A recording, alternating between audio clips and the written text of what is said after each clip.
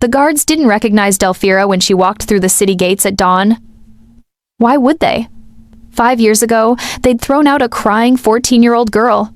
Now, a woman stood before them, leather-clad and silent, with eyes that had seen death and survived it. She moved through the streets like smoke, heading straight for the palace. Behind her, pacing through the shadows, came Vorgath. The black wolf was massive, his shoulder reaching her waist. His eyes glowed amber in the dim light. They'd made a pact in blood and magic 3 winters ago, and now his heart beat inside her chest alongside her own. The city smelled the same. Bread baking, horses, and fear. King Hadrian ruled with an iron fist, and everyone knew it. But what they didn't know was that he'd murdered Delphira's father to hide his own theft. Breslin had been the royal treasurer, an honest man who'd discovered the king was stealing from his own people. For that truth, he'd been hanged as a traitor. Delphira remembered watching from a locked room as they put the noose around his neck. She remembered her mother's scream, raw and broken, echoing through the square. She remembered being dragged to the city limits and thrown into the wild to die. The soldiers laughed as they pushed her beyond the gates. "The wolves will have you by nightfall," one had said. He'd been right about the wolves, just wrong about what they'd do to her. The wild had other plans. On her 3rd night of stumbling through the forest, starving and delirious, she'd found Vorgath. Hunters had shot him with arrows, leaving him bleeding in a ravine. She should have run. Instead, she'd climbed down and used strips torn from her own dress to bind his wounds.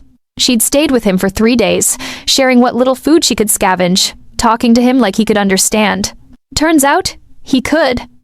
When the blizzard came 2 winters later and her human heart finally gave out, freezing in her chest, Vorgath had done the impossible.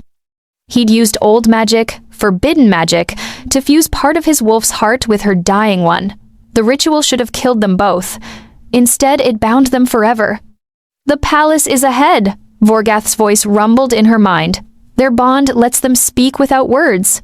"Are you ready?" "I've been ready for 5 years," she said aloud. A merchant gave her a strange look for talking to herself, but she didn't care. Let them think her mad. Mad women were dangerous, and she needed to be dangerous today. The palace loomed before her, all white stone and golden banners fluttering in the morning breeze. Once, she thought it beautiful. Her father used to bring her here when she was small, let her play in the gardens while he worked. She remembered chasing butterflies between the rose bushes, her mother's laughter ringing out as she tried to catch her. Now, she saw it for what it was, a monument to lies built on the graves of honest men. "The council meets at midday," Vorgath said. "All the nobles will be there. Hadrian summoned them to discuss the northern rebellions." "Good. I want them all to hear this." Delphira's hand moved to the leather-bound book hidden beneath her cloak. Her father's ledgers, the copies he'd hidden before his arrest. Proof of everything Hadrian had done. She slipped down an alley and began to climb. Her fingers found holds in the rough stone like they'd been made for her. The wolf's heart made her stronger, faster, her senses sharper. She could hear conversations through thick walls, smell fear in the wind, and see in near darkness. The transformation had cost her humanity, but it had given her the tools for revenge. She scaled the palace wall and dropped into the garden below, landing silently on the grass. The roses were in bloom, their scent thick and cloying. She remembered her mother loved roses. Gannett had kept a small garden behind their house, tending it every evening after her work was done. 2 guards patrolled nearby, their armor clinking. They were talking, laughing about something crude. Delphira pressed herself against the wall, barely breathing. The wolf's heart slowed her pulse to almost nothing. They passed within feet of her, completely unaware. When they were gone, she ran across the garden to a servant's entrance she remembered from childhood. The door was unlocked. Servants were already bustling about, preparing for the day. She grabbed a tray from an empty table and joined the flow of workers moving through the corridors. Inside, the palace buzzed with activity.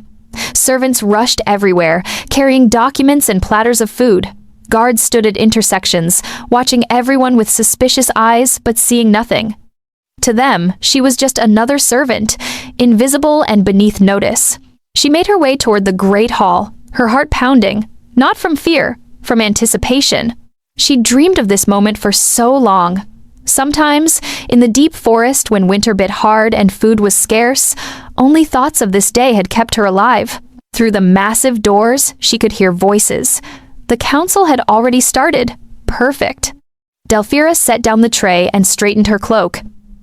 She touched the knife at her belt, then the ledgers. Everything she needed for this confrontation. She pushed open the doors and walked in like she owned the place, her boots clicking sharply on the marble floor. The sound echoed through the vast chamber. 20 nobles sat around a long table covered in maps and documents. Servants stood along the walls. Guards flanked every exit. And at the head of the table, wearing purple robes and a golden crown, sat King Hadrian. He looked older. Gray streaked his dark hair, lines carved deep around his mouth and eyes, but his expression was the same cruel arrogance she remembered. The room fell silent. Every head turned. "Who are you?" Lord Morith demanded, rising from his seat. He was the master of the royal guard, a hard man with a soldier's scars. "Guards, seize this woman." "I am Delphira, daughter of Breslin," she said, her voice ringing clear and strong through the hall. "The girl you exiled, the girl you thought would die in the wilderness." King Hadrian's face went white as fresh snow, then flushed deep red with rage. His hands gripped the armrests of his chair so hard his knuckles went white. "This is impossible. You should be dead." "I was supposed to be dead. You made sure of that when you threw a 14-year-old child beyond the walls to freeze or starve." Delphira walked further into the room, her footsteps echoing. "But I didn't die. I survived, and I learned the truth about what you did to my father." "Seize her!" Hadrian roared, standing so violently his chair toppled backward. "Seize her now!" Guards rushed forward, drawing their weapons. Steel rang against leather as swords left scabbards. Delphira raised her hand. "Touch me, and my pack tears this palace apart." Suddenly, the windows exploded inward. Glass shattered in a glittering cascade, raining down on the marble floor. Nobles screamed and dove for cover. Wolves poured through the broken windows, their howls echoing off the stone walls like the cries of demons. 30 wolves filled the hall within seconds, gray and black, their eyes gleaming with predatory intelligence. They moved like water, surrounding the nobles, cutting off the guards. Fangs bared, snarls rumbling. Vorgeth entered last, moving like death itself. The massive black wolf was twice the size of any natural animal, his presence filling the room with primal terror. He positioned himself at Delphira's side, his growl resonating through the floor itself. "What sorcery is this?" Hadrian stumbled backward, his face twisted with disbelief and fear. "What demon are you?" "No demon, no sorcery." Delphira walked closer, the wolves parting to let her through. "Just a promise kept. I saved a dying wolf's life 5 years ago in the wilderness. He saved mine in return. We share a heart now. His strength is my strength. His pack is my pack." She pulled the leather-bound book from inside her cloak and held it up for everyone to see. "And I have proof of your crimes, your majesty. Everything my father documented before you murdered him." "Lies!" Hadrian pointed a shaking finger at her. "She's a witch, a liar, don't listen to her." "Then why are you sweating?" Delphira asked calmly. She walked to the council table and threw the book down. It landed with a heavy thud that seemed to echo forever. "My father kept copies of every ledger, every transaction, every coin you stole. 50,000 gold crowns over 3 years, hidden in false accounts and paid out as bribes to keep the nobles loyal and the common folk oppressed." Lady Morgessa, the king's cousin, grabbed the book with trembling hands. She was a sharp-eyed woman in her 40s, known for her intelligence. Her fingers traced over the pages, her eyes widening with each entry she read. "These are..." Breslin's hand. "I recognize his writing. He was always meticulous." "Of course he was meticulous," Delphira said. "He was an honest man doing honest work. He documented everything because he believed in the truth. And when he brought his findings to the king, Hadrian had him killed to keep that truth buried." "She's lying!" Hadrian's voice cracked. "She's a traitor's daughter, a criminal, a beast woman. Look at her, she commands wolves. She's unnatural." "I saved a dying wolf's life," Delphira said, her voice cutting through his hysteria like a blade. He was shot full of arrows by your hunters, left to bleed to death in a ravine. I found him. I helped him, and when I was dying 3 winters later, frozen and broken, he returned the favor. That makes me stronger than you, faster than you, more honest than you, and infinitely more dangerous than you ever imagined. Lord Torben, the master of coin, a balding older man with spectacles, was reading over Lady Morgessa's shoulder. His face had gone pale as old parchment. Your Majesty, these entries, they match our official records exactly, but they show discrepancies we never noticed. Money withdrawn for legitimate expenses, but never reaching its stated destination. Payments to merchants who don't exist. Contracts with ghost companies. Forgeries! Hadrian slammed his fist on the table, making the maps jump. All of it. She had 5 years to create fake documents. Did I? Delphira smiled, and there was no warmth in it. Then you won't mind if we audit the current treasury? Right now. Today? Compare every entry in my father's ledgers with the original records still in the royal archives. Unless, of course, you've already destroyed those records to hide the evidence. The king's jaw clenched. A muscle twitched in his cheek. His eyes darted to Lord Torben, then away. That one look told Delphira everything she needed to know. Hadrian hadn't destroyed the records. He'd thought killing the man who found them would be enough. He'd been wrong. You can't do this, Hadrian said, but his voice had lost its commanding edge. Now he just sounded desperate. I am your king. I am ordained by the gods to rule. I don't answer to exiles and beasts. You're a thief wearing a crown, Delphira shot back. And your reign ends today. Vorgath took a step forward, his massive head lowering. The growl that came from his throat was like an earthquake. The other wolves moved closer, tightening the circle around the table. Several nobles pressed back in their chairs, eyes wide with terror. You can't do this, Hadrian repeated, but now he was looking at the nobles, pleading. I am your sovereign. You swore oaths to me. You murdered an innocent man, Lady Morgessa cut him off, her voice cold and sharp. She stood, still holding the ledger. You stole from your own kingdom. You framed a good man to hide your crimes, executed him in a mockery of justice, and exiled his daughter to die. And now she stands here, alive, with proof of everything. Morgessa, you're my cousin. You can't— I can, she interrupted again. I call for an immediate audit of the royal treasury, and I call for a formal trial on charges of theft, corruption, and murder. Seconded, Lord Torben said quickly, his hands shaking as he removed his spectacles to clean them. We must investigate these allegations properly. This is treason. Hadrian's face had gone purple with rage. Spittle flew from his lips. All of you, you're committing treason against your king.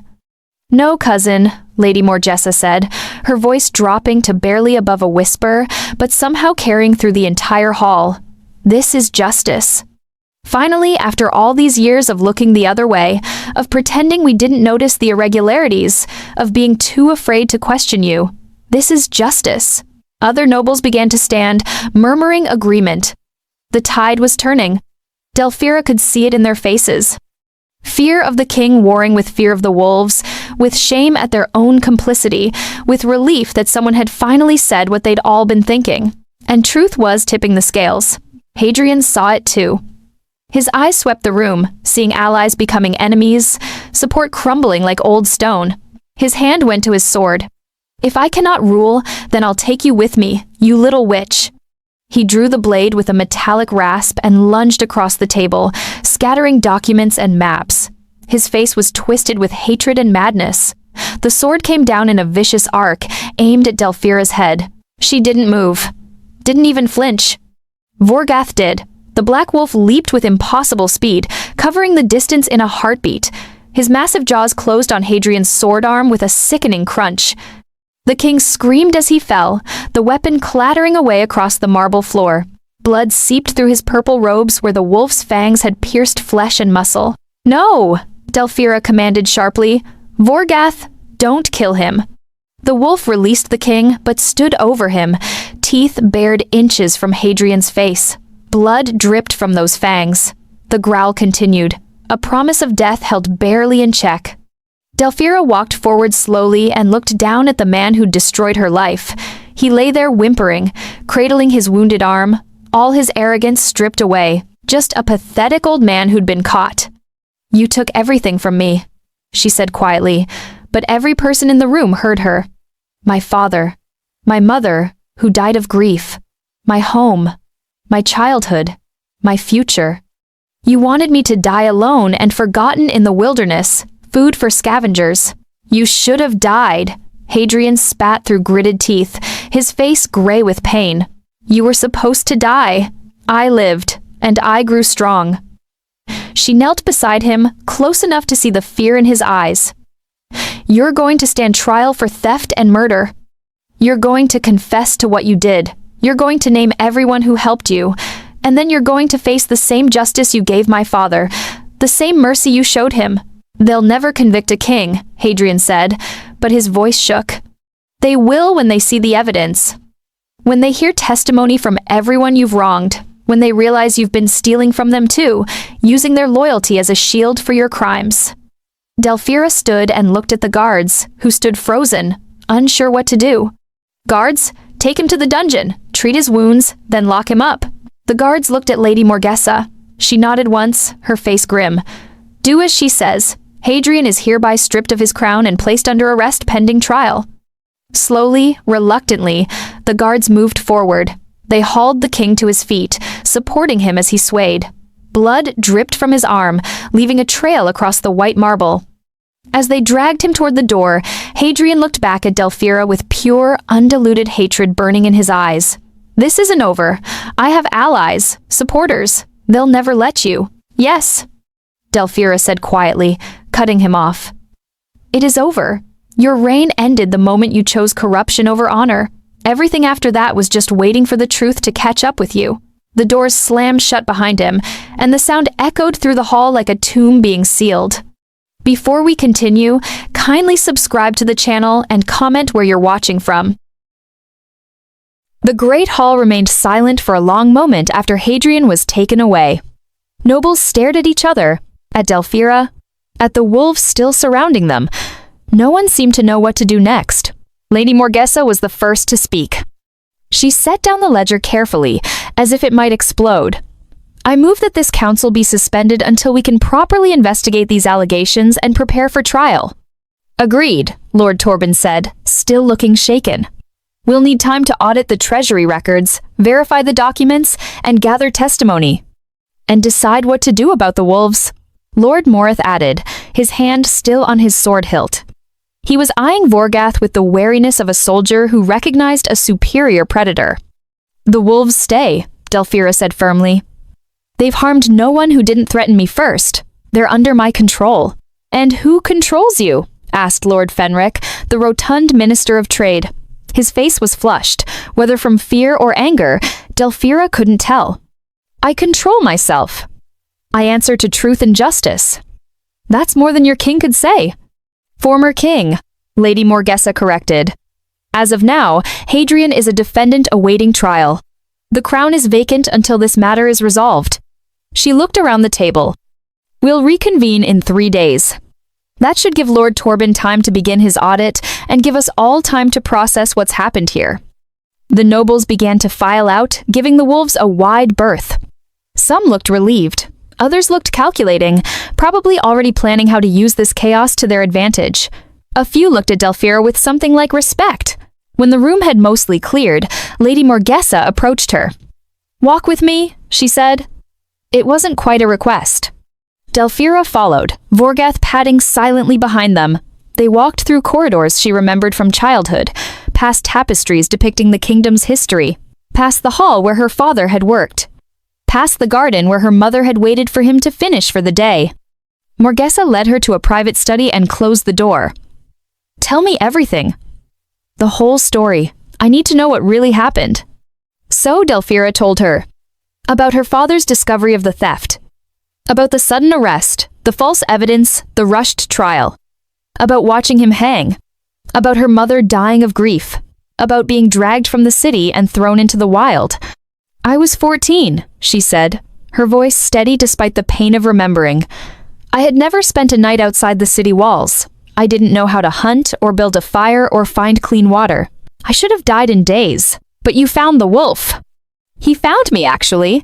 3 nights in, I was delirious with hunger and thirst. I stumbled into a ravine and found him there, bleeding from arrow wounds. Hunters had shot him and left him to die. Delphira smiled slightly. We were both dying. Maybe that's why I helped him. Seemed wrong to die alone. You bound his wounds. With strips from my dress. It was all I had. I stayed with him, brought him water from a stream, and talked to him. I didn't know if he understood, but it made me feel less alone. She paused. On the 3rd day, he stood up, looked at me with those amber eyes, and then he brought me a rabbit, my first real meal in days. Morgesa listened intently. When did you learn he could speak?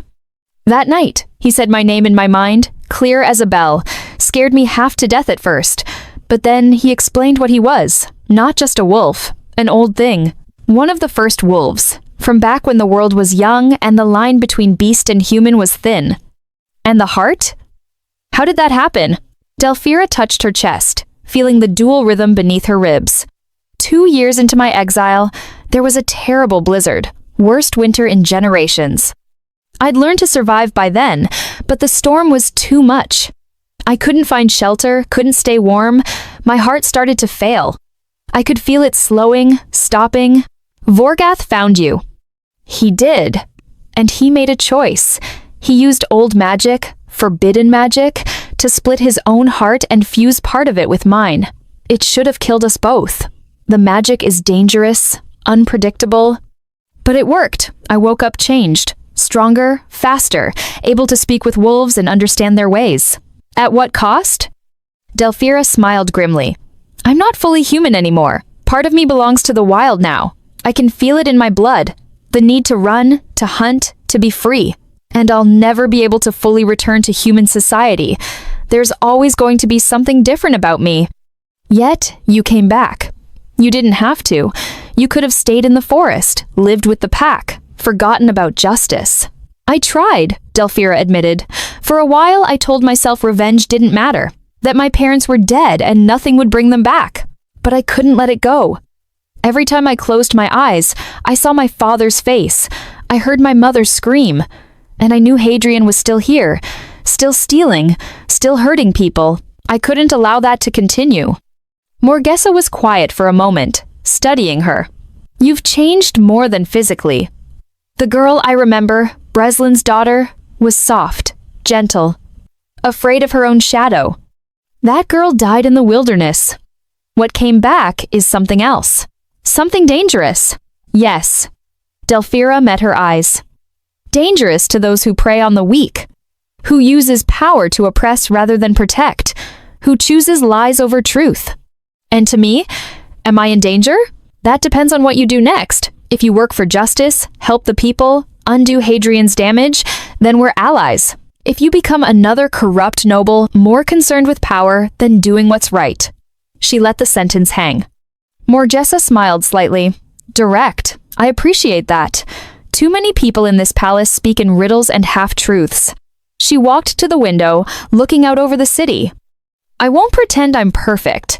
I knew Hadrian was corrupt. Maybe not the extent of it, but I knew something was wrong, and I did nothing because it was easier to look away. Why? Fear. Convenience. The comfort that comes from being in the king's favor. She turned back. But that ends now. I'm going to push for full transparency.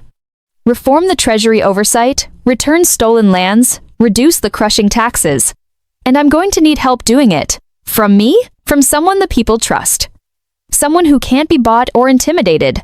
Someone who represents justice rather than power. Morgesa's expression was serious. The kingdom is going to be in chaos for a while. Hadrian's arrest will create a vacuum. Ambitious nobles will try to seize control. The common people will want revenge. We need stability and reform at the same time. Delphira shook her head. I'm not a politician. I don't know how to navigate court intrigue. You don't need to.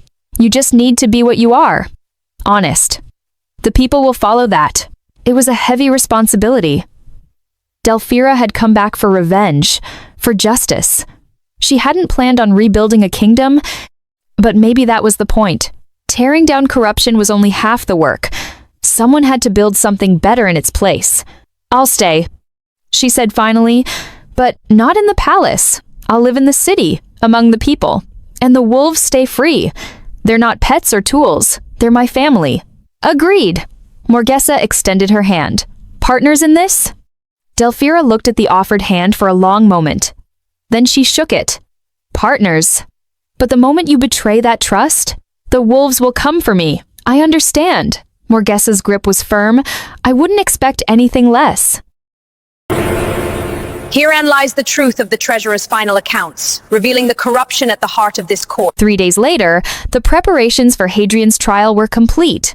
Lord Torben had worked day and night auditing the treasury, and what he'd found was even worse than Breslin's original investigation had shown. 73,000 gold crowns stolen over 5 years. Bribes paid to nobles to ensure their loyalty. Secret accounts in foreign banks. False contracts and ghost merchants. The evidence was overwhelming. The trial was held in the Great Hall, but this time the room was packed. Every noble in the kingdom had come to witness the impossible, a king on trial for his crimes. And more remarkably, the common people were allowed in too. They packed the galleries, standing shoulder to shoulder, desperate to see justice done. Delphira stood in one of those galleries, watching as they brought Hadrian in. He was in chains now, his purple robes replaced with simple prisoner's gray. His wounded arm was bandaged. He looked smaller somehow, diminished without his crown and finery. Vorgath lay beside her, his massive head resting on his paws. The other wolves had returned to the forest for now, but he refused to leave her side. Their bond was too strong. "Do you think they'll convict him?" Vorgath asked in her mind. "They have to. The evidence is overwhelming. Evidence doesn't always matter when power is involved." She knew he was right. That's why she'd spent the last 3 days doing more than just waiting.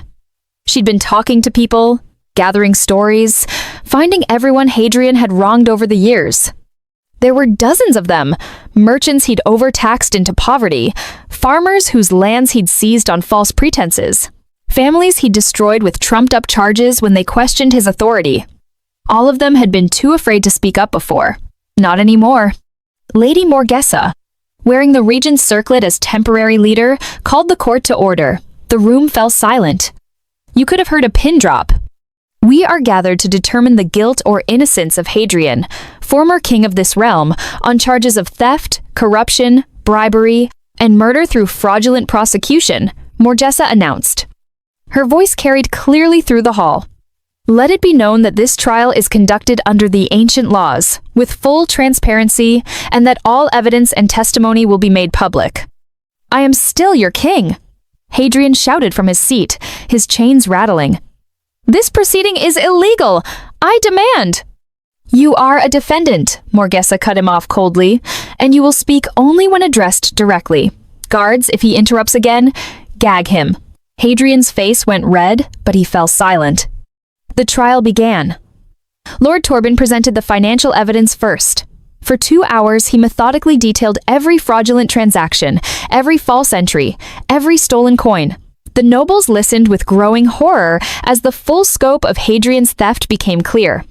The total amount stolen comes to approximately 73,000 gold crowns, Torben concluded. Enough to feed every family in the kingdom for a year. Enough to repair every road, rebuild every bridge, staff every garrison. Instead, it went to bribes, personal luxuries, and secret accounts. "And you claim I authorized all of this?" Hadrian demanded, unable to stay quiet. "Every withdrawal bears your personal seal," Torben replied, adjusting his spectacles. "Unless you're claiming someone forged your seal hundreds of times over 5 years without you noticing?" Hadrian's jaw worked, but he said nothing. Next came the character witnesses. One by one, people who had known Breslin testified about his honesty, his integrity, and his meticulous nature. Master Corwin, who had worked alongside him in the treasury, spoke about how Breslin had discovered the discrepancies and documented everything carefully before reporting it. "He was thorough," Corwin said, his voice shaking with emotion. "He checked every number 3 times. He wanted to be absolutely certain before making such a serious accusation. And when he was certain, he did his duty and reported it directly to the king." What happened then? Morgesa asked. 3 days later, the king's guards arrested him. They claimed they'd found evidence that Breslin himself was the thief, documents with his forged signature. Testimony from witnesses who'd been paid to lie. The trial was a mockery. They rushed it through in a single day and hanged him at sunset. The crowd murmured angrily. Delphira gripped the railing in front of her, her knuckles white. Then came the victims. The people Hadrian had wronged over the years. A farmer whose land had been seized. A merchant who'd been taxed into bankruptcy. A widow whose husband had died in Hadrian's dungeons after questioning a policy. Each story painted a picture of systematic cruelty and corruption, of a king who saw his people as resources to be exploited rather than citizens to be protected. When they finished, Morgesa turned to Delphira. The court calls Delphira, daughter of Breslin, to testify. Delphira stood and made her way down to the floor. Every eye followed her. She could feel their curiosity, their sympathy, their hope. The wolf girl who had survived exile and returned to challenge a king. She took her place before the assembly and pulled out her father's journal. My father kept a personal diary, she began. He wrote in it every night. His last entries detail what happened when he discovered the theft and reported it to the king. She opened the journal to the marked pages. Entry from 10 days before his arrest. Met with His Majesty today regarding the financial discrepancies I've discovered. Presented him with 3 months of documentation showing clear patterns of theft. The king became enraged. He denied all knowledge, claimed I was mistaken, that I was seeing patterns where none existed. He ordered me to destroy my findings and speak of this matter no more. I told him I could not. It is my sworn duty as royal treasurer to report theft, regardless of who commits it. He dismissed me without another word. As I left his chambers, I saw Corvus the forger entering through a side door. My blood runs cold. Why would the king need a forger? The hall was deathly silent. Delphira continued. Entry from 8 days before his arrest. I have made copies of all relevant ledgers and hidden them in a secure location. If something should happen to me, the truth must survive. I have told my wife Gannet where they are hidden and made her swear to protect them. Strange men have been following me. I fear I have made a terrible enemy. Her voice wavered slightly but held. Entry from 5 days before his arrest. The king summoned me again today. Offered me gold, land, titles if I would simply burn my findings and forget what I discovered. When I refused, his expression changed. The mask dropped. I saw the real man beneath the crown. He told me I was making a fatal mistake. That loyalty to the truth over the king was treason. I told him that a king who steals from his people has already committed the greater treason. Gasps rippled through the crowd. Final entry 3 days before the arrest. I know they are coming for me. The net is tightening. I can feel it. Tonight I write this, knowing it may be my last entry. If you are reading this, I am likely dead or imprisoned. I know that I died trying to do what was right. Tell my daughter Delphira that I love her more than life itself. Tell her to be strong. Tell her that truth always matters, even when it costs everything. Tell her that honor is worth more than survival. I pray she never has to make the choice I've made, but if she does, I pray she chooses truth. Delphira closed the journal. Tears streamed down her face, but her voice remained steady. 3 days after this entry, the king's guards arrested my father on false charges of theft. They produced forged documents. Paid witnesses gave false testimony. The trial lasted 4 hours. They hanged him at sunset while I watched from a locked room. My mother Gannet died of grief 2 weeks later. I was 14 years old when they exiled me, throwing me beyond the walls to die because I carried what they called traitor's blood. She looked directly at Hadrian. You murdered my father to hide your crimes. You destroyed my family. You sent a child into the wilderness to die, and you did it all to protect your theft, your corruption, your power. Those could be forgeries, Hadrian's lawyer shouted, jumping to his feet. That journal could have been written any time. It's in my father's hand. Delphira replied calmly.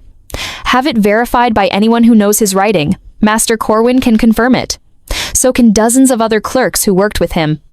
I can confirm it, Corwin said, standing. That is absolutely Breslin's handwriting. I'd recognize it anywhere. Hadrian lunged from his seat, chains rattling. "You lying bitch! You conniving little witch! You think you can destroy me with fake journals and paid testimony? I am the king. I was ordained by the gods themselves to—" "Silence!" Morgas's voice cracked like a whip. "Guards, restrain him!" The guards grabbed Hadrian and forced him back into his seat. He struggled, cursing, spitting threats and accusations. His face had gone purple with rage. Delphira watched him calmly. This was the man who had haunted her nightmares for 5 years, the monster who destroyed everything she loved. Seeing him reduced to this pathetic, raging creature almost made her feel pity. Almost. "The evidence speaks for itself," Morgasa said. "We have financial records showing systematic theft. We have testimony from those who knew Breslin's character. We have his journal documenting the king's threats. And we have 5 years of suffering that could have been prevented if anyone had listened to an honest man." "I move that we deliberate," Lord Torben said. "The evidence is overwhelming, but this is a matter of such gravity that we must consider it carefully." "Agreed," Morgasa said. "This court is adjourned until tomorrow morning. The council will deliberate through the night." The hall erupted in noise. People shouting, arguing, demanding immediate justice. The guards had to form lines to keep order as the crowds began to disperse. Delphira made her way outside, needing air. Vorgath followed close behind. They walked to the palace gardens, now trampled and damaged from the wolves' entrance 3 days ago. "You did well there," Vorgath said. "It doesn't feel like enough. Words in a courtroom don't bring back the dead." "No, but they might prevent future deaths. That matters too." She sat on a stone bench, exhausted. The emotional toll of reliving her father's last days, of reading his words aloud, had drained her. What if they don't convict him?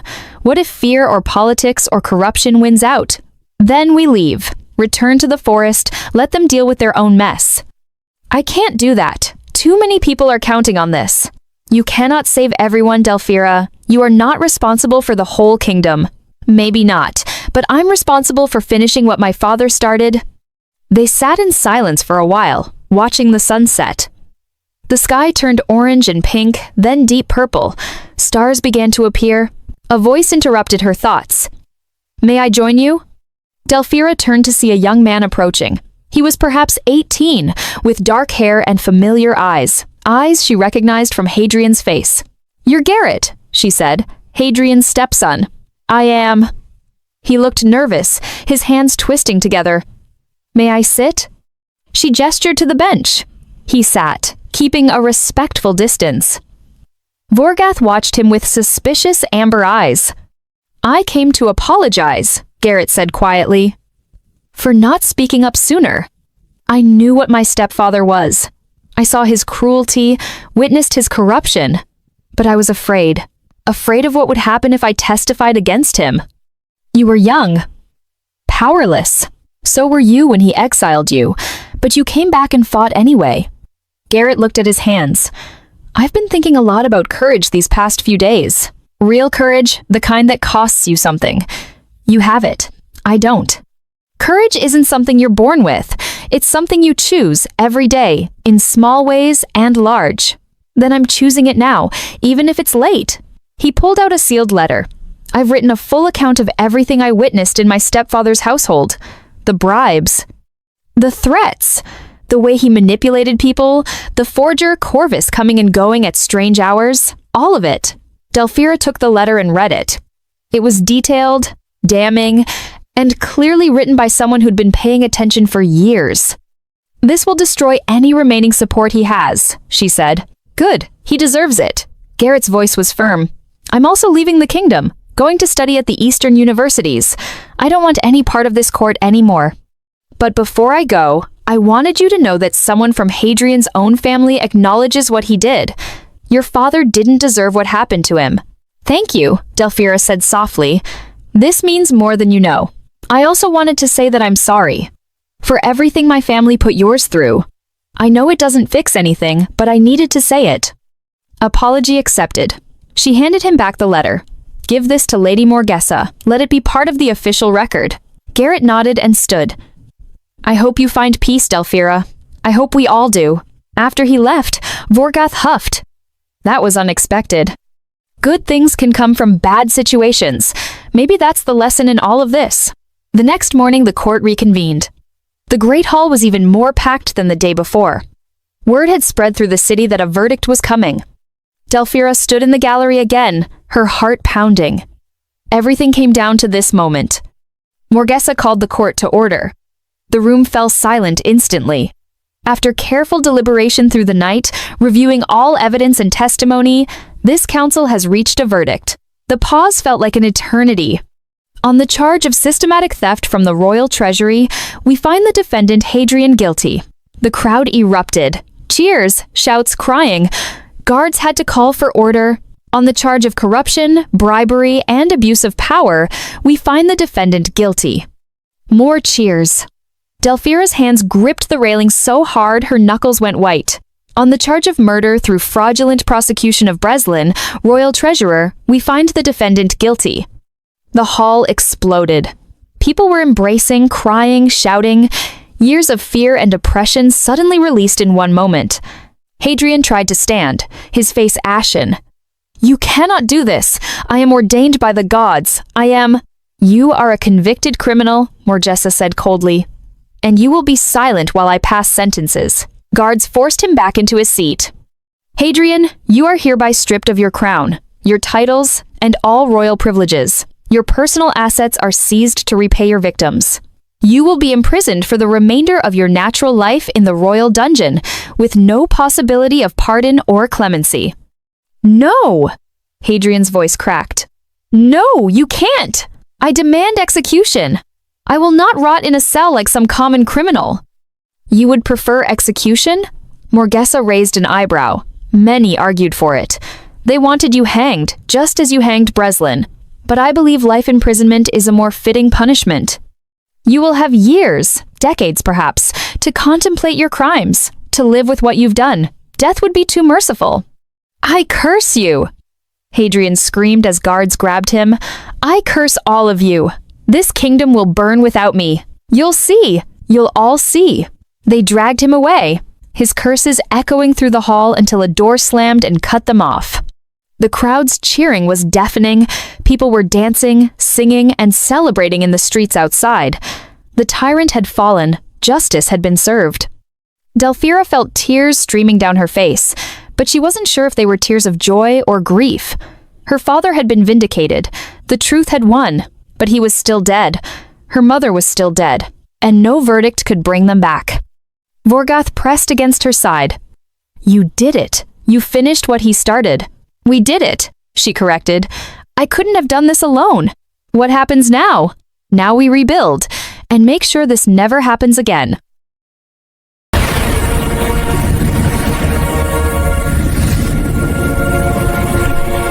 Six months after the trial, Delphira woke to the smell of smoke. She bolted upright in her small house in the merchant quarter. Vorgoth was already at the window, growling low in his throat. "What is it?" she asked, reaching for her knife. "Fire. Multiple locations. The warehouse district." They ran through the streets. Other people were emerging from their homes, pointing at the orange glow painting the night sky. By the time Delphira reached the warehouses, 3 buildings were fully engulfed in flames. The heat was intense, pushing people back. "Help us!" a man shouted, his face covered in soot. "There are people trapped inside the middle building. Children!" Delphira didn't hesitate. She ran toward the burning structure, ignoring the shouts of warning. The wolf's heart protected her from the worst of the heat and smoke. She could see through the haze, smell where people were hiding. She found 2 children huddled in a corner behind some crates, terrified and coughing. They couldn't have been more than 6 or 7 years old. "Come on!" She grabbed them both and ran back toward the exit. Behind her, part of the ceiling collapsed with a roar of splintering wood and crashing stone. Sparks flew everywhere. She burst out of the building seconds before the entire structure caved in. The children were crying but alive. Their mother ran up, screaming with relief, and pulled them into her arms. Vorgoth and several other wolves from the pack had formed a living chain, helping people escape the other buildings. They worked through the night, pulling survivors from the flames, creating fire breaks to stop the spread. By dawn, the fires were finally out. 3 warehouses were destroyed, dozens of people homeless. But miraculously, only 2 deaths. It could have been much worse. How did it start? Delphira asked the fire warden, a middle-aged man with a soot-stained face. That's the strange part, he said, leading her to what remained of one building. All 3 fires started simultaneously, at exactly the same time, in different buildings hundreds of feet apart. Arson. Definitely. And look at this. He showed her a piece of cloth that had survived the flames. It was silk, expensive, and burned into it was a symbol, a crown with a dagger through it. Delphira's blood ran cold. She recognized that symbol, Hadrian's personal seal, the one he used for his secret correspondence. But he's in prison. It has been 6 months. Then he still has followers, people loyal to him, working to create chaos and undermine Morgesa's rule. She looked at the ruined warehouses. This is a message. He's telling us he can still hurt us even from a cell. She went straight to the palace. Morgesa was already awake, having heard about the fires. The queen looked grim when Delphira showed her the cloth. I'll double the prison guard, Morgesa said immediately. Make sure he can't send messages or receive visitors. That's not enough.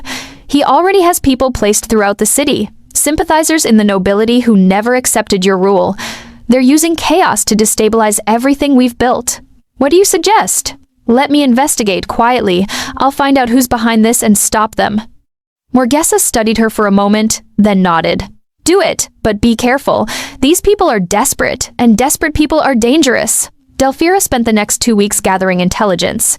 She talked to servants, stable hands, street vendors, anyone who might have overheard suspicious conversations. Vorgath and the pack watched noble estates, noting who came and went at odd hours. A pattern slowly emerged. 3 nobles in particular kept appearing in her investigation: Lord Fenric, the Minister of Trade, Lady Osthea, a wealthy landowner, and Duke Varmond, one of the oldest and most powerful nobles in the kingdom. They met in secret. They spoke in coded language. And all 3 had lost significant money and influence when Hadrian fell. Delphira decided to confront Duke Varmond directly. He was the oldest, the most arrogant, and arrogance made people careless. She walked into his estate in broad daylight, Vorgath at her side. Guards tried to stop her at the gate. The Duke isn't receiving visitors, one said, his hand on his sword. Vorgath growled, a sound like distant thunder. The guard went pale and stepped aside. She found Varmond in his study, drinking wine and reading reports. He looked up when she entered, his expression showing more annoyance than fear. What is the meaning of this intrusion? He demanded. You have no authority to enter my home uninvited. I know what you're doing, Delphira said bluntly. The fires, the unrest you've been stirring up in the merchant quarters. The rumors you've been spreading about Morgesa's incompetence. You're working with Hadrian's other supporters to create chaos so you can overthrow the queen and install a puppet ruler. Varmond's face remained carefully neutral, but his eyes narrowed. That's quite an accusation. Do you have any proof? I have testimony from 3 of your servants who've heard you plotting. I have records of money you've paid to known agitators. I have a witness who saw you meeting with the arsonists 2 days before the warehouse fires. She stepped closer. You can confess now, or I can drag you before the queen in chains. Your choice. The Duke's hand drifted toward a dagger on his desk. Vorgath's growl stopped him cold. The wolf's teeth were bared. His eyes locked on Varmond's hand. You're making a serious mistake, Varmond said, his voice tight. Morgesa is weak. The kingdom needs strong leadership, not some woman playing at being queen while consulting with a wolf girl savage. The kingdom needs honest leadership, something you clearly know nothing about. Honest? Varmond laughed bitterly. Honesty doesn't hold kingdoms together. Power does. Fear does. Hadrian understood that. He kept the nobles in line, kept the common rabble from getting ideas above their station. He was a tyrant and a thief.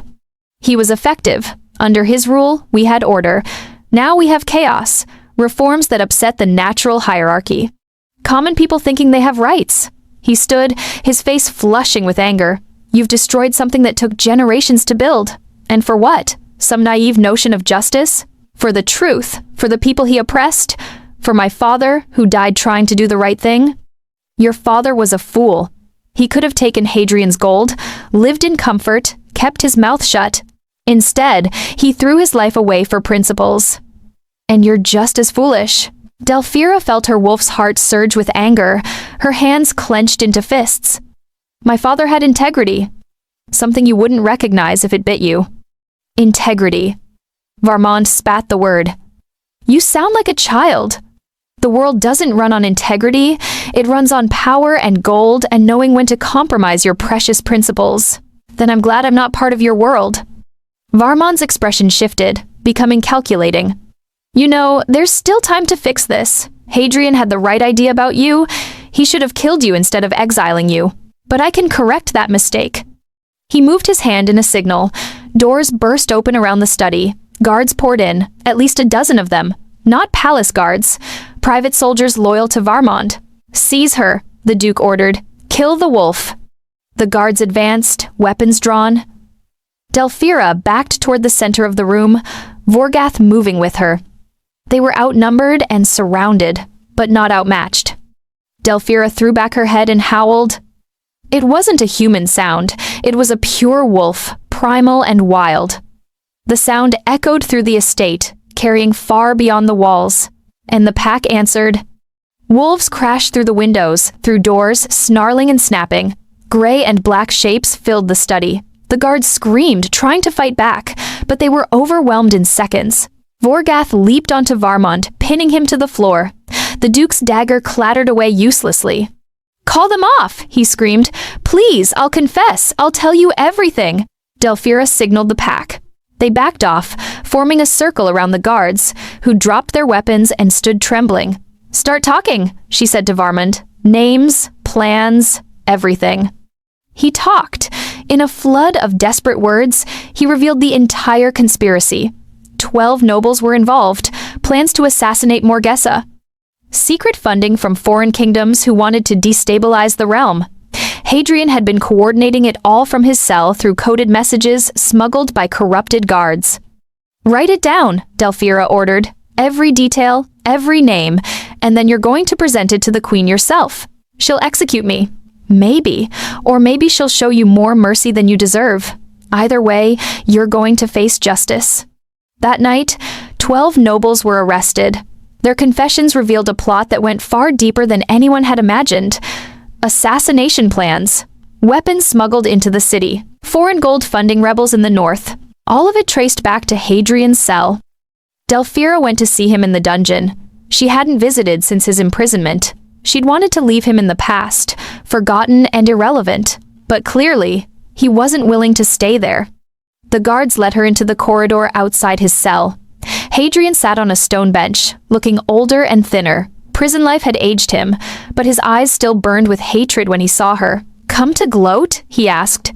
No, I came to tell you it's over. Your conspiracy is exposed.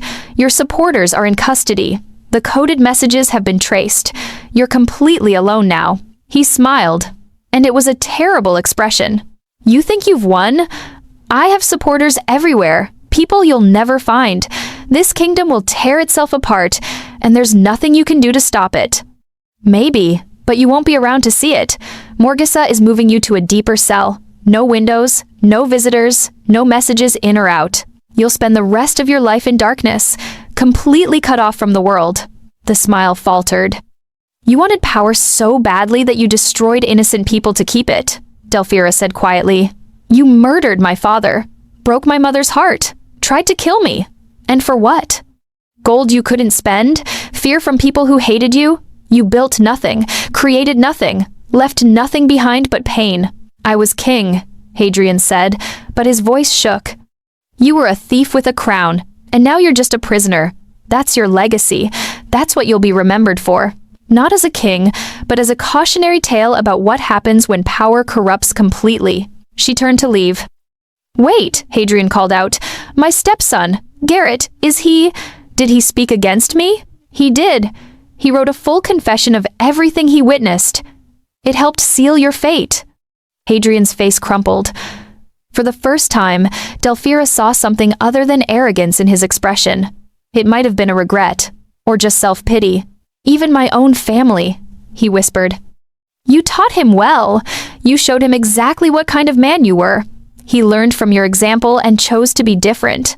She left him there, sitting in his cell, finally understanding the full weight of his isolation. A year after Hadrian's fall, Delphira stood at a crossroads. Literally. The path to her left led back to the city, to the palace, to the work of rebuilding a kingdom. The path to her right led into the deep forest, to freedom, to the wild. She'd been standing there for an hour, unable to choose. "You're troubled," Vorgoth said. He sat beside her, his amber eyes reflecting the afternoon sun. "I'm exhausted," she admitted. "Every day, there's a new crisis, a new threat. More corruption to root out, more people who need help. I haven't slept properly in months. Then, rest. The kingdom won't collapse if you take a day for yourself." "Won't it?" She laughed bitterly. "You didn't see what happened last week. 3 minor nobles tried to restart Hadrian's conspiracy. Or yesterday, when a mob nearly tore apart a merchant they thought was overcharging for grain. Or this morning, when 2 families came to me to settle a land dispute that's been going on for generations. There will always be problems. That's the nature of human civilization. You build complicated systems, then wonder why they require constant maintenance. The pact doesn't have these problems. No, we hunt, we sleep, we protect our territory. It's simple." Vorgoth turned to look at her directly. "Is that what you want? Simplicity?" Delphira closed her eyes. How many times had she dreamed of exactly that, running through the forest with no responsibilities, no expectations, no weight of an entire kingdom on her shoulders. Sometimes I think about just leaving, going back to the forest, letting the humans solve their own problems. You could, I'd come with you, so would the pack. But then what happens to Morgesa? To the reforms we've started? To all the people who are counting on me to keep fighting? They would manage, or they wouldn't. Either way, it wouldn't be your responsibility anymore. She opened her eyes and looked at the city in the distance. She could see the palace towers, the smoke from thousands of hearth fires, the walls that had once kept her out and now seemed to cage her in. My father died trying to protect those people. How can I abandon what he died for? Your father is dead, Delphira. You've honored his memory. You've brought justice. You've changed the kingdom. When is it enough? I don't know. She sat down on a fallen log, suddenly feeling every bit of her exhaustion. Maybe never. Maybe that's the curse of surviving when you should have died. You feel obligated to make it mean something. Vorgoth lay down beside her, his massive head resting on her knee. The pack is leaving, going deeper into the mountains where humans rarely venture. The words hit her like a physical blow. What? When? Tomorrow at dawn. They've stayed this long because I asked them to. Because you needed them. But they're tired of human civilization. They want to go home. And you? I'm staying. You and I are bound. Where you go, I go. But I wanted you to know that the option exists. We could leave with them. Find peace in the wild. Delphira felt tears burning in her eyes. They're really leaving? Yes, they've done their part. They helped you bring down a king. They've protected the city from threats. But it's not their fight anymore. They want to run free, hunt under open skies, live without the constant noise and conflict of human society. I understand. Her throat felt tight. I don't blame them. They wanted me to ask one more time if you'll come with us. There's still time to change your mind, to choose freedom over duty. Delphira looked at the path leading into the forest. For a long moment, she let herself imagine it, running with the pack, the wind in her hair, no more politics or conspiracies or endless responsibility, just the simple rhythm of wild life. But then she thought of her father's face, his quiet integrity, the way he'd chosen to do what was right, even when it cost him everything. The way he'd believed that some things were worth dying for. She was her father's daughter. Tell them I'm grateful, she said, her voice thick with emotion. Tell them I'll never forget what they did for me. But my place is here, with the people who need me. You're sure? No, but I'm choosing it anyway. Vorgoth was quiet for a long time. Then he said, the pack understands. They know you carry human concerns in your heart, even if you have a wolf's heart in your chest. They wish you well. And you? Do you wish I'd chosen differently? I wish you'd choose whatever makes you happy. But I don't think you know what that is anymore. He was right. She didn't. Happiness felt like a foreign concept. Something from another life. Now there was only purpose, duty, the endless work of trying to build something better from the ashes of Hadrian's reign. The next morning, she stood at the forest's edge and watched the pack leave. 30 wolves, moving like shadows through the trees, disappearing into the green depths. They didn't look back. Only Vorgath remained, sitting beside her as they watched the others go. "Thank you," she said quietly, "for staying. We're pack. Pack doesn't abandon pack."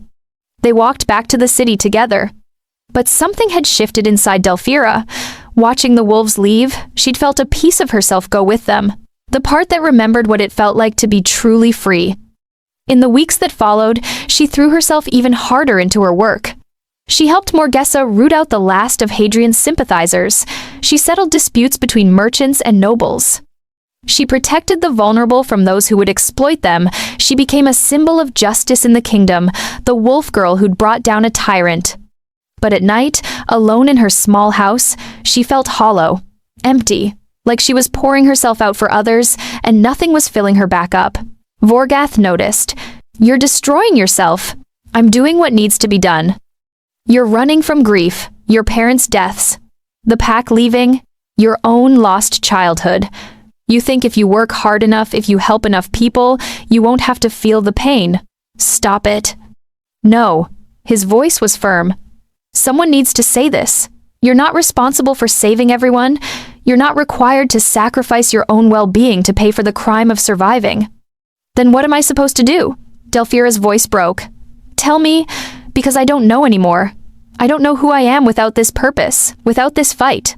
If I'm not seeking justice, if I'm not protecting people, then what's the point of me being alive? The point is to live, not just survive, but actually live, to find moments of joy and peace, to be more than just a weapon pointed at the world's injustices."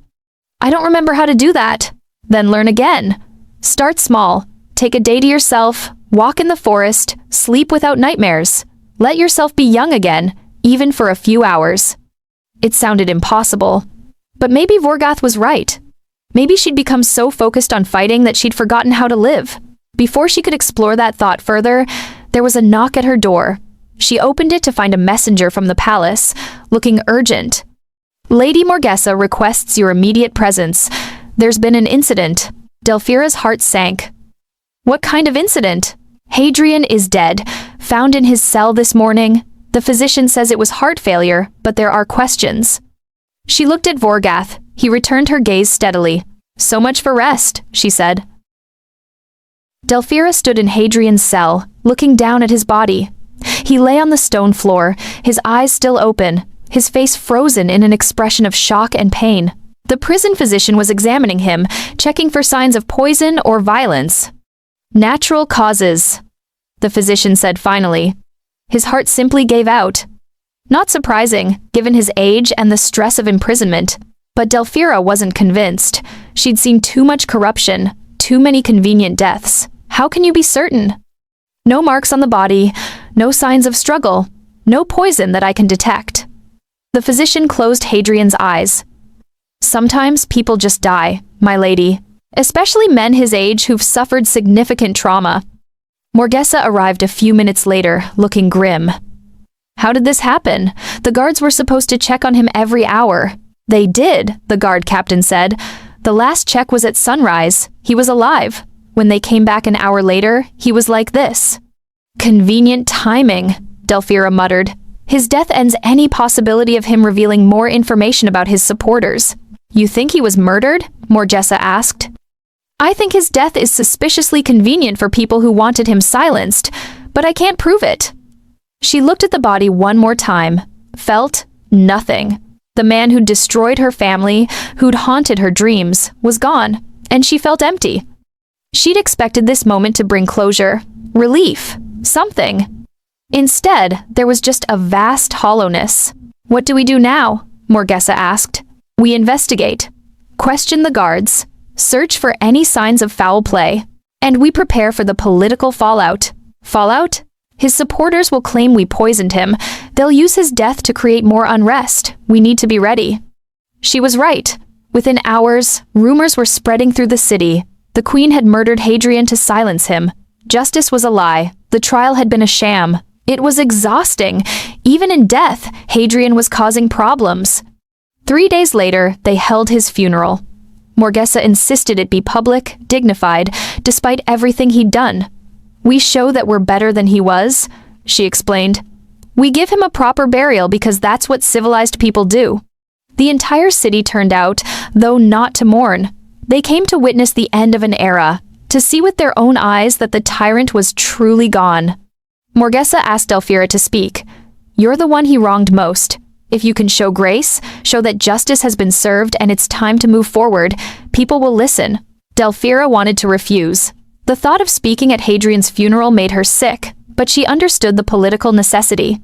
She stood before the crowd, looking at hundreds of faces, some angry, some curious, some still loyal to the dead king.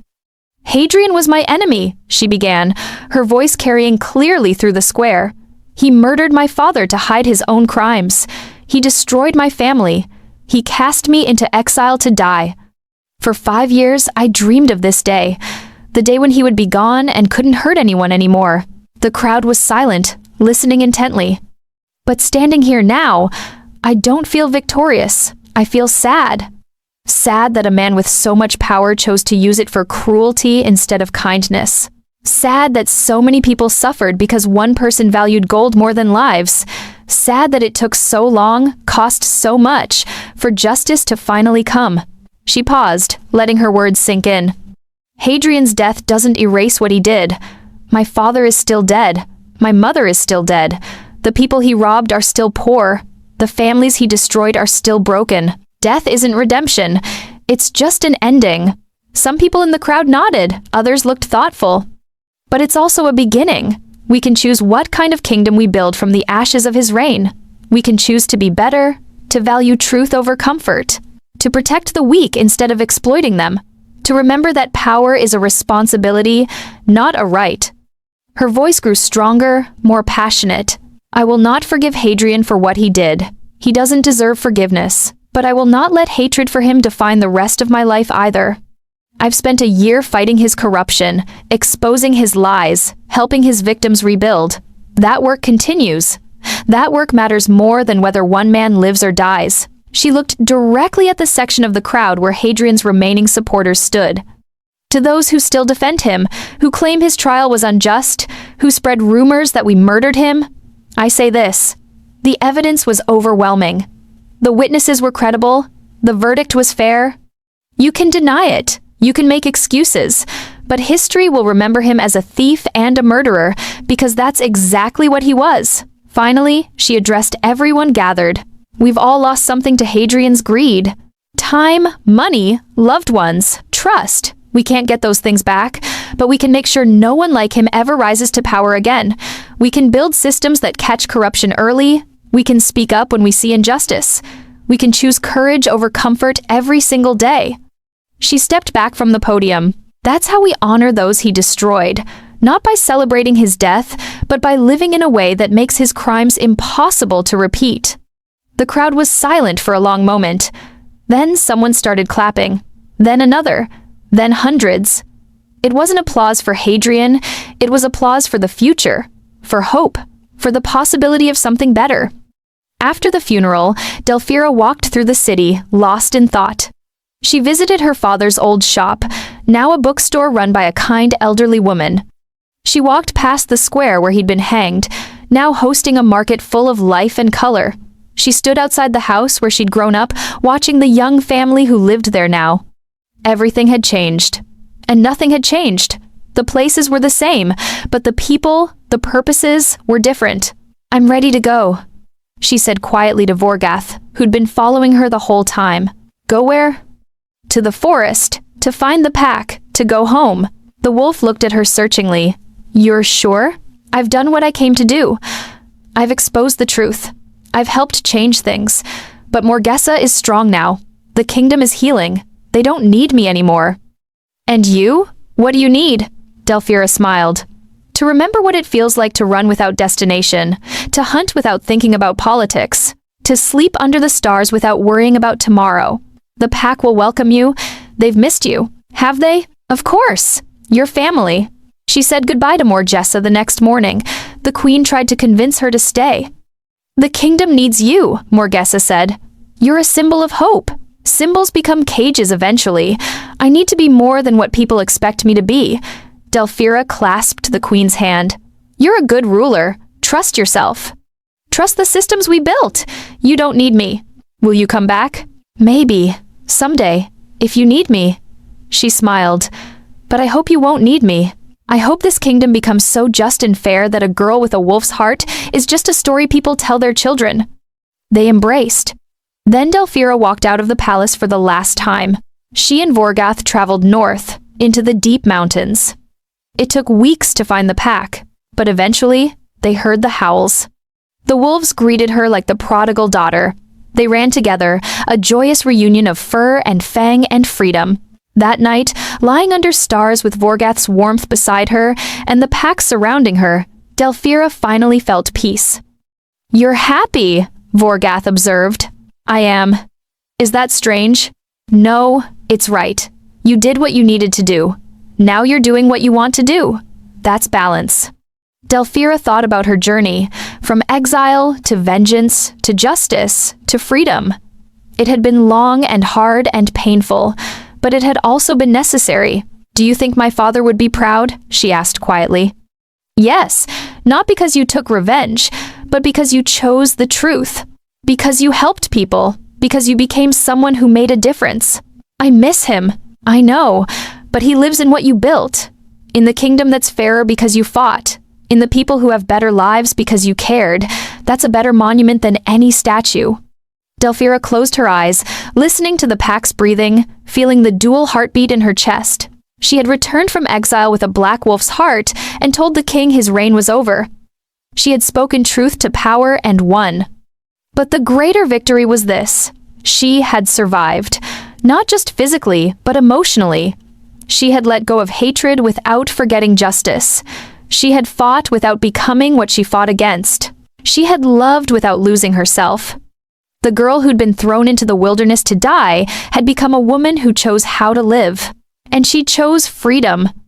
Years later, travelers would tell stories about the wolf girl, how she'd brought down a corrupt king, how she'd changed a kingdom, how she disappeared into the mountains and was never seen again. But sometimes, on clear nights, people see wolves running through the forest. And at the center of the pack, moving with grace and power, a figure that seemed almost human. They said she still watched over the kingdom, that if corruption ever rose again, she would return. But Delphira didn't think about that. She thought about the present moment. The wind in her hair, the earth under her feet, the pack running beside her. She thought about freedom, and she was happy.